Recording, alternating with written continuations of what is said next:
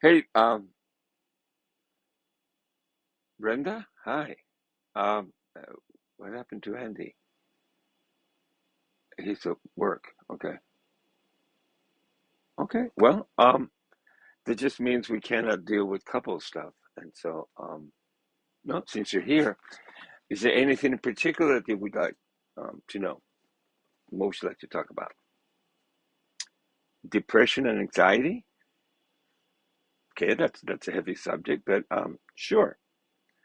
Um, yeah. So let me tell you my take on depression and anxiety. I'll start with a friend of mine, Harry, years ago.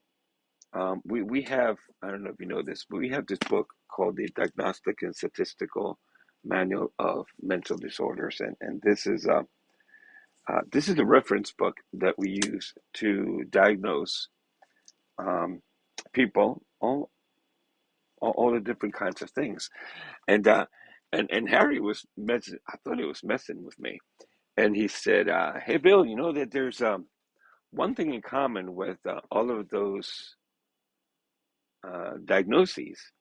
You know, and I thought he was pulling my leg. And he said, "Yeah, yeah. I mean, all of the non-organic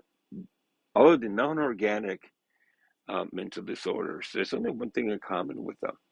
I'm like, "Okay, I'll bite Harry. What is it?" And he said, "Anxiety." And then I started thinking, he had something. Uh, and at that moment, and I thought, wow, if that's true, and I wasn't going to argue with him, but if that's true, and I could learn how to treat anxiety, consider the possibilities. I'll be able to help a lot of people. So ever since then, I sort of disagree with him, and I'm still chewing on this. But I think it's more than anxiety. I think it's fear. I think fear is one of the things that all of us have in common. Um, and I think it may go back all the way to the fall in the Book of Genesis. But yes, uh, and I'm convinced more and more that every single day it's a matter. Our life consists of doing things that reduce our fear one way or another. Um, but anyway, that's another subject for maybe another day. And so today, um, well, I'm sorry, you want to talk about depression and anxiety. So let me tell you my take on depression and anxiety. Um, and for that, I'm going to go ahead and use my world famous invisible board with my world famous yellow marker. All right. So I'm going to simply put it this way. I'm going to go ahead and draw a line right here. And over here, on this side, I'm going to write real. That's a really bad A. Sorry. There you go. Real. And then over on this side of the line, I'm going to write imagine. So that's Imamed. So so these are emotions that are real, things that are real, and these are things that are imagined, that are in your head.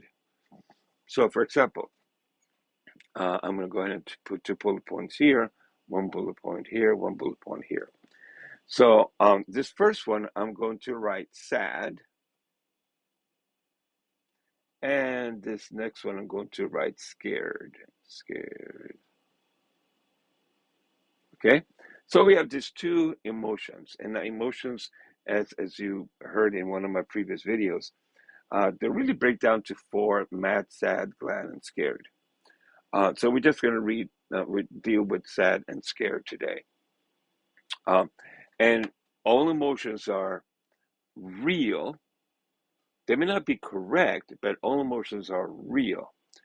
And so the idea is, what is that emotion the result of? So, for example, let's go with the sad over here. Um, I lost my mother last year, um, after 92 years, and I lost my father this year after 96. And so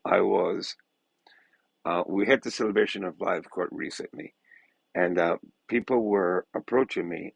And those of you who watched the videos before, they were approaching me. They were saying, "Hey, Bill, how are you doing?" It was right there in the atmosphere, in the event of the Celebration of Life. They said, "Hey, Bill, how are you doing?" And I would say, I'm sat seven. And then as the Celebration of Life kept going on, I was sat eight. Now these people had not watched the videos. They didn't know about the four different levels of communication of emotions. But the fact that I said, I'm sat seven, which is the cool thing about this, is the fact that they understood sad and they understood seven. Now they didn't take it to the level three where they would have said, "Well, no, tell me about sat seven," because it was obvious. We're at the Celebration of Life. This is why Bill is sat seven. And they didn't know about the magic question over in part four. If you want to know more about that, then look it up. Um, but going back to this, um, sad at that moment was real. And in fact, I'm going to go ahead and write, there's 100% evidence of why I was sad. Look, you're sad because you lost your parents, and so it's obvious. So there's no arguing, there's no doubt as to why I am sad. Uh, so again, that's real. And when it comes to um, scared, there may be a real reason for that. Let's say, I'm in 11 acres right now, and let's say I see a water moccasin snake, um, which I have seen in the past. No, we don't have anymore, but there was a time when we saw two of them in two different locations, but we ended up getting rid of them thanks to my bride. Um, you don't mess with her. Um, so because she's really brave. In fact, Sheila rather brave if you think about it. But anyway, that's neither here nor there. So when I saw the water moccasin, I was scared.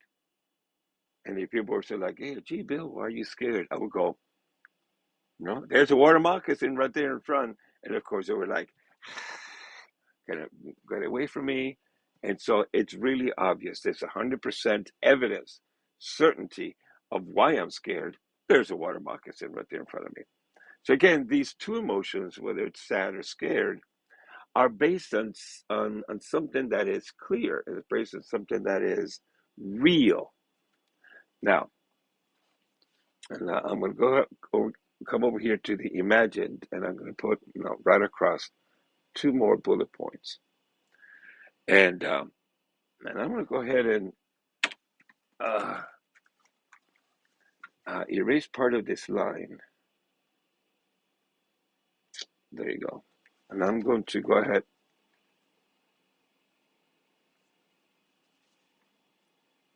Sorry about that. There you go. And I'm going to go ahead and write in that erased part of the line, what if, question mark. So this is the what if line. And if I take the emotion of sadness, let's say, and I cross the what if line, then, we'll talk about the what if. No, let's go ahead and talk about it right now. If I cross the what if line, I'm sad because of my parents. So now I'm going to cross it. I'm going to go, well, so my parents have passed. What if, what if I die pretty soon? What if I die of a horrible death? Um, what if I die this horrible death, and what if um, my wife and children end up living in a cardboard box under the bridge? Uh, what if, all my efforts at retirement really fall apart? And what if, again, my family's left destitute? Um, what if, again, it's a very painful and horrific death? What if we all die? What if, and so as I let my imagination go with the what ifs, uh, on this other side of sad, this would be depression. Depression. Okay, it'd be depression because depression is based. Again, this is my theory. Depression is based on that which is imagined. There's a joke from a movie. Why am I going to get another job if I'm just going to get fired? You know, and so it's based on this what if wall. And the thing about this is this is 100% certain. This now you have a different percentages because what are the chances? You know, what if I end up dying pretty soon? Well, what are the odds? Well, my doctor's saying I'm a fairly healthy individual. Um, and I've been taking care of myself for decades. So odds are I'm not going to be dying soon. I may, but odds are. And so once you get into the odds, let's say I have a 10% chance of dying of cancer in the next. Well, I'm sorry. Let's say I have a 2% chance of dying of cancer in the next um, 90 days. Or maybe it's 1% or whatever, because I don't have cancer. And so once you get into the odds like that, I have a 2% chance, a 3% chance, a 10% chance, 30% chance, or whatever. Those are really imagined. They're not really based on reality. They're based on odds. When it comes to being scared, now I have, back when I did, a water moccasin in the property. Now, if I cross the water line, then I'm like, okay, I saw one water moccasin. What if there's more? What if there's a whole slew of water moccasins? What if it's 11 dozen water moccasins? What if they end up taking over the property? What if they end up sneaking in under the doors or sneaking in through the keyholes? Or what if they end up sneaking in through the pipes? What if we end up, having a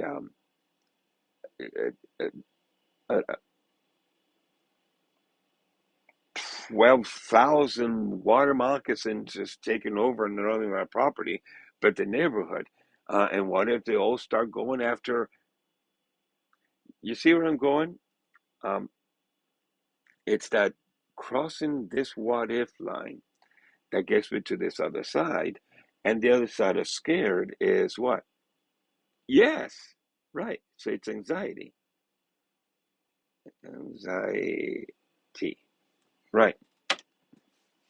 So anxiety is based on imagined things in your head after crossing the what if line. So no, if you really think about it, um, yeah, these two are just based on odds, based on made up. And I know there's somebody that says, oh, well, you know, I'm really scared about taking this test. And I'm like, okay, well, did you study? I study a lot. He said, okay, well, what if I flunk it? Okay, what if you don't? What if I don't pass it? But what if you do? You know, um, I'm trying this new job, and what if it doesn't work? But what if it does? And the minute I'm able to say that, or you're able to say that, then you're over here. Then you're into the imagined. Uh, so this is my overall theory when it comes to that. When it comes to emotions, not mad, sad, glad, scared, if they're based on reality, awesome, go for it. Uh, you can take that to the bank. There's the evidence. It's 100% real. when it comes to depression, when it comes to anxiety, these are things that are basically in our heads, things that the thoughts that we tell ourselves. And based on those thoughts that we tell ourselves, that is where we have these emotions of what if sadness or what if um, anxiety. Um, and so I've been teaching this for a while, and I met this one man, and it's really interesting how um, he lives here, you know, and he bases his life on uh, living in the real village, where if this is it real, then okay, then I'll believe it and I'll go ahead and own it. But if it's imagined, no. If it's imagined, I'm just gonna dismiss it and say, that's just my imagination. That's crossing the what if line. Uh, and then just going to town with my crazy thoughts. So, okay, I see we're almost out of time. And so um, I'll leave you with this. Um, watch this line because crossing this what if line is what could get you in trouble. Live in reality as opposed to in imagination when it comes to to your basic life. Um, now, I hope this is helpful. Tilandia said hi, and in fact, I'm thinking next time, if you guys don't mind, I want to tell you guys a story. I think you'll find useful. So we'll go ahead and see you. We'll see you next week, and come ready to hear a story. Bye.